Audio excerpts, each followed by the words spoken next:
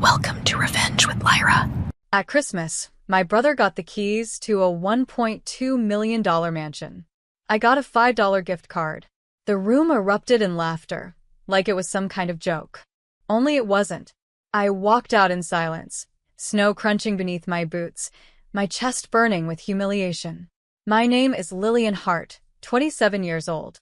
And if you think you know how this ends, stay tuned. Because what happens when the family that raised you treats you like an afterthought, then realizes that afterthought is holding the real power? I still remember that voicemail an hour later. Dad's voice was sharp, commanding, arrogant.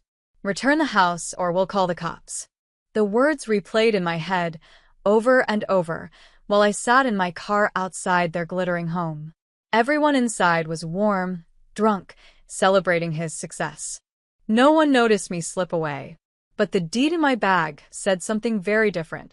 The mansion they had just gifted my brother, the one they thought was his, legally had my name on it. Mine. They thought I'd stay quiet. They thought I'd stay small.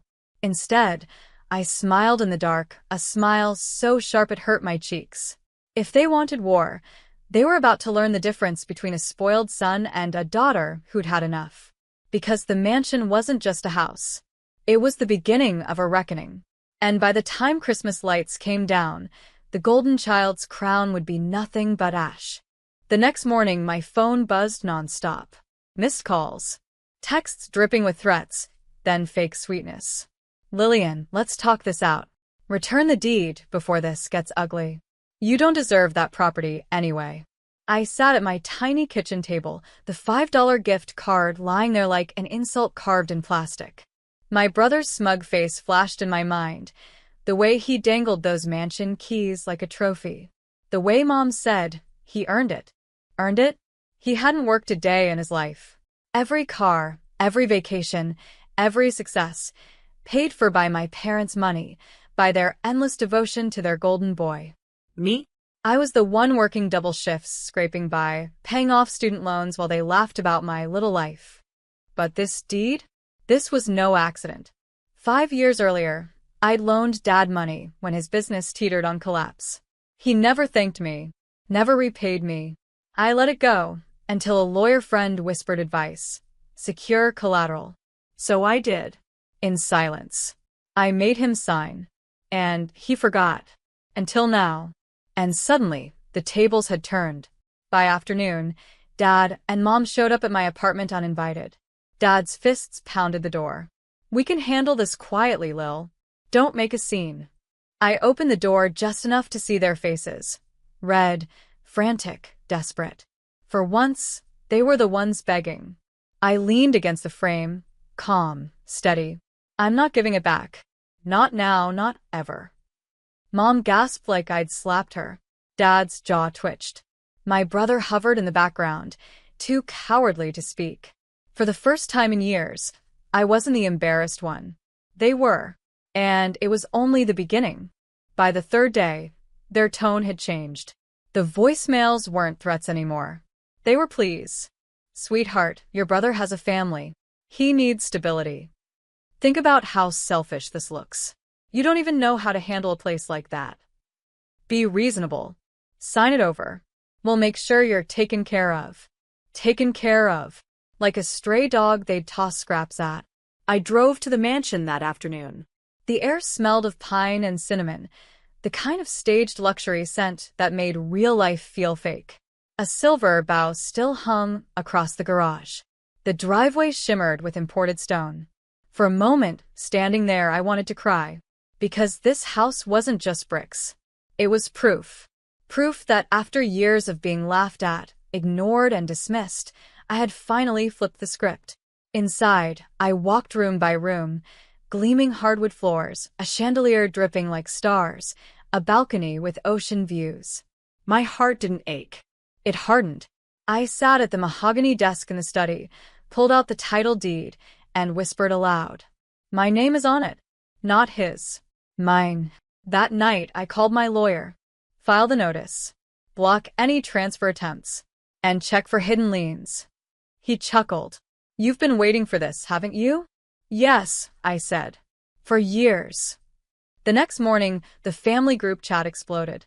Screenshots flew in from relatives, friends, even Dad's business partners. Somehow, word had spread. Everyone now knew. The mansion wasn't gifted to the Golden Son. It was legally mine. The silence that followed from my parents was deafening. And then, at exactly 7:02 p.m., a text came in from my brother. 5 words. "You'll pay for this." But he didn't realize he was already paying. My brother's threat wasn't empty.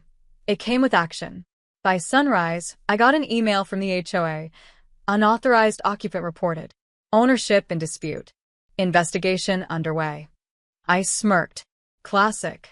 He'd gone whining to the board, trying to paint me as some intruder in my own home. But by then, my lawyer had already filed the deed with the county clerk. Public record. Irrefutable. Still, I knew my brother. He wasn't just going to stop. That night, I parked my car outside the mansion, headlights off, and waited. At 11:46 p.m., a moving truck pulled up. My brother hopped out, face red, veins bulging. Behind him, Mom and Dad, arms crossed, looking smug. They really thought they could storm the place. I stepped out slowly, phone in hand, recording. "Evening," I said. "Need directions? Because this isn't your house." Mom hissed, "Stop embarrassing us. Hand it over before this gets ugly."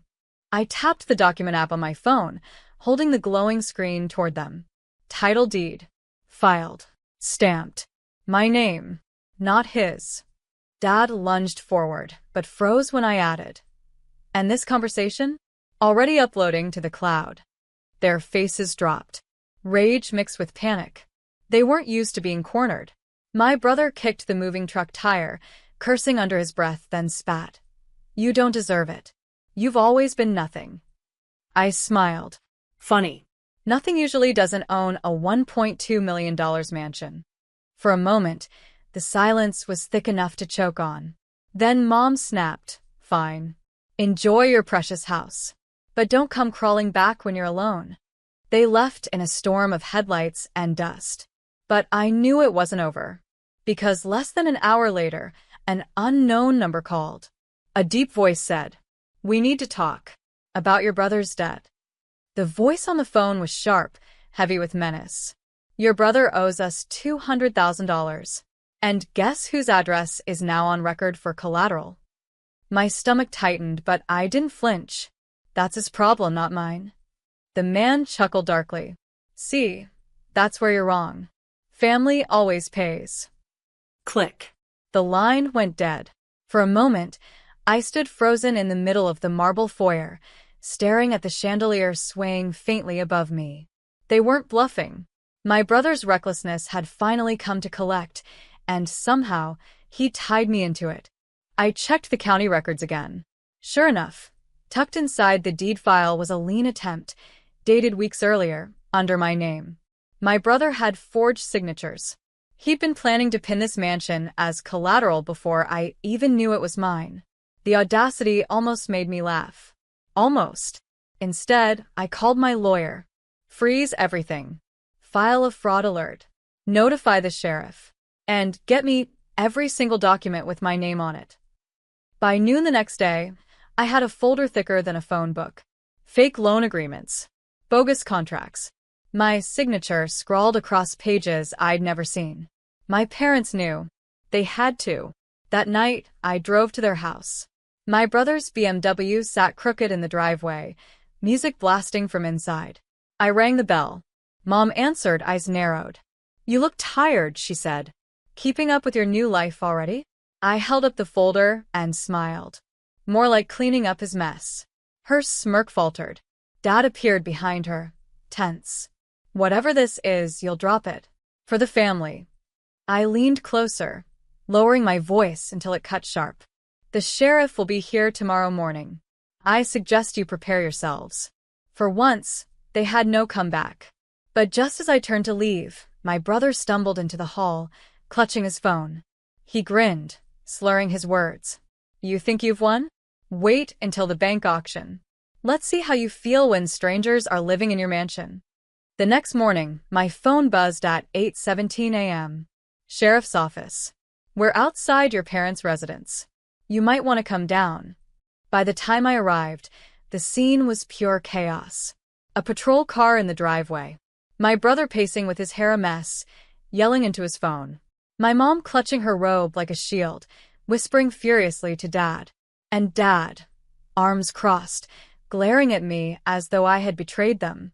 The deputy held up the folder of forged documents. Signatures don't match. This is a felony. My brother snapped. She planted those. She's obsessed with ruining me. I didn't bother arguing. I simply handed over a USB drive with the time-stamped copies I'd pulled from the county's digital portal. Every document, every date, every forged mark, backed up and undeniable. The deputy nodded. We'll escalate this. Ma'am, you're clear. Sir, you'll need to come with us for questioning. The moment the cuffs clicked onto my brother's wrists, Mom let out a wail that rattled the porch. You can't do this. He's our son. Her words cut deep, but not in the way she intended. They didn't say my son. They said our son. I was standing right there, and yet I was invisible again.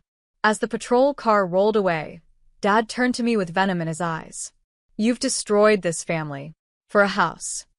I met his gaze steadily. No, Dad. I just refuse to let your favorite destroy me. For a long moment, silence swallowed us both. That night, as I sat by the fireplace in my mansion, a thought lingered. The deed was safe, my brother was facing charges, and yet, I knew they weren't done.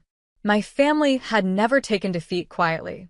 And right on cue, at 11:42 p.m., my phone lit up with an unknown number. A voicemail dropped seconds later. You think the law protects you? You don't know who you're really up against. I played it twice, the voice distorted, threatening, unfamiliar. My victory was only just beginning to unfold. The voicemail replayed in my head all night. The voice wasn't my father's, wasn't my brother's. It was someone else entirely. Someone they'd pulled into this twisted mess. By sunrise, I had a plan. I called my attorney and forwarded the message. Run a trace. I want to know exactly who's behind this. Hours later, the answer chilled me. The call had come from a burner phone purchased with my parents' joint account. So they weren't just enabling my brother. They were actively weaponizing outsiders against me. That evening, I drove back to the house I grew up in. The front yard was littered with cars, friends, neighbors, maybe even church members. It looked like a gathering staged for sympathy. Inside, my parents sat with smug expressions while my brother, out on bail, sulked in the corner. Mom started first. You think money and paperwork make you better than us? We've spoken to people who can fix this. You won't win. I let the silence stretch, then slid a manila envelope onto the coffee table. Inside, printed bank records showing the burner purchase, cash withdrawals tied to Dad's signature, and emails they thought I'd never see. Mom's smile faltered. Dad's face turned red. My brother muttered something under his breath, but I raised a hand. No. You don't get to speak. I leaned forward, voice calm but sharp as glass. You forged documents. You laundered through my accounts. You bought threats with your own money. Every move you've made ties back to you. And tomorrow morning, your friends will read about it on the front page. Not my doing, just the truth coming to light. The room cracked with silence. Even their closest allies shifted uncomfortably, realizing they were sitting beside criminals, not victims. My father tried to bluster. You wouldn't dare. But I cut him off. It's already in motion. Reporters have copies. Bank officials, too. And the sheriff? He'll be here again soon. Except this time, it won't be just my brother answering questions. My mother's hand trembled, clutching her wine glass until it nearly shattered. My brother cursed and stormed out. My father sank back, eyes burning but powerless. As I turned to leave, I said one last thing. You thought I was the weak one in this family. You thought I'd fold. But this house, this life, it's mine. And you'll never take it again. The front door closed behind me, but the weight of war still pressed on my chest.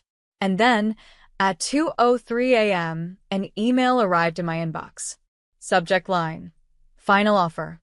The sender: my mother. The subject line glowed on my screen. Final offer. For a moment, my hands hovered above the keyboard, my heart pounding. I clicked. Inside was a single line from my mother. Let's talk privately. We can make this right. No apologies. No remorse. Just negotiation like my dignity had a price tag. I didn't reply. Instead, I forwarded the email to my lawyer, CCNG the bank investigator, and the local reporter already circling the story. Then I closed my laptop and let silence be my answer. By noon, the fallout began. Headlines screamed about financial fraud, forged deeds, and family betrayal. Neighbors whispered. Friends vanished. My brother lost his job, his car repossessed, and every ounce of his golden boy shine. My parents' accounts froze, their circle of influence collapsing overnight. And me? I stood on the balcony of the mansion, the one they said wasn't mine, watching the ocean waves crash against the cliffs. For the first time, I felt something I hadn't in years. Peace. When Dad called, begging, I let it ring. When Mom left voicemails, sobbing about families sticking together, I deleted them all. When my brother showed up at the gates, demanding I fix it, the guards escorted him off the property without a word from me. I had spent years begging for scraps of love, for recognition, for fairness. But I wasn't begging anymore. I wasn't their embarrassment, their scapegoat, or their backup plan. I was free, and as the Christmas lights twinkled faintly on the eaves of my home, I whispered the only gift they had ever truly given me, the strength to cut them out, once and for all.